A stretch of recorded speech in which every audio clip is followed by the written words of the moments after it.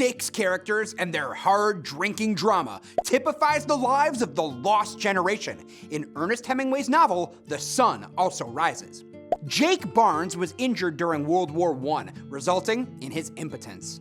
During his recovery, he fell in love with his nurse, Brett, but because of his injury, they cannot consummate their relationship. Like many young people after the war, Jake is disillusioned and depressed. He moves to Paris to live as a writer, but he essentially spends his time drinking and partying.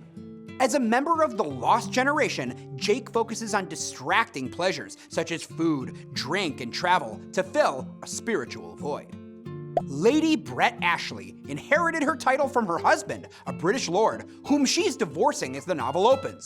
Brett, like many in the lost generation, experienced trauma during the war. She was a nurse in a military hospital. Brett derives great pleasure from male attention and enjoys having men compete for her affection. She pushes back against social expectations at every turn. She keeps her hair short, sleeps with anyone she likes, and ignores social niceties such as showing up on time.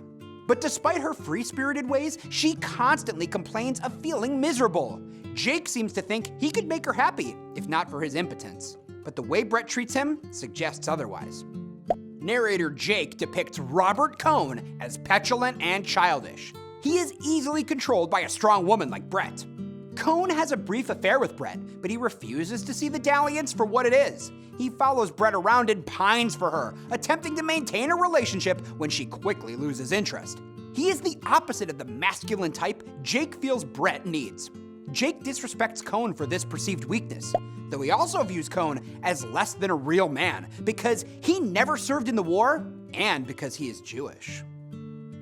19-year-old bullfighter Pedro Romero embodies the masculine ideals Jake values.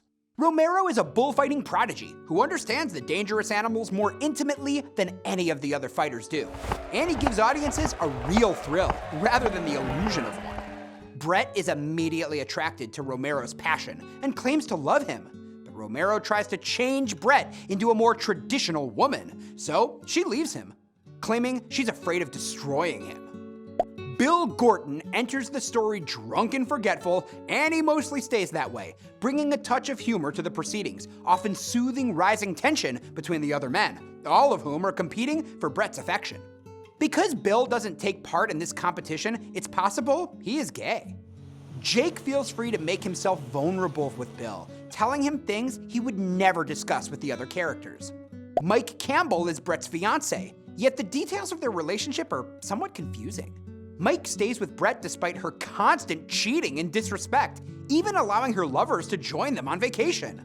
The novel implies Mike drinks to forget what he's seen on the battlefield, which he never discusses, or the fact that he's completely bankrupt. But his self-pity and anger toward Brett also likely influence his drinking.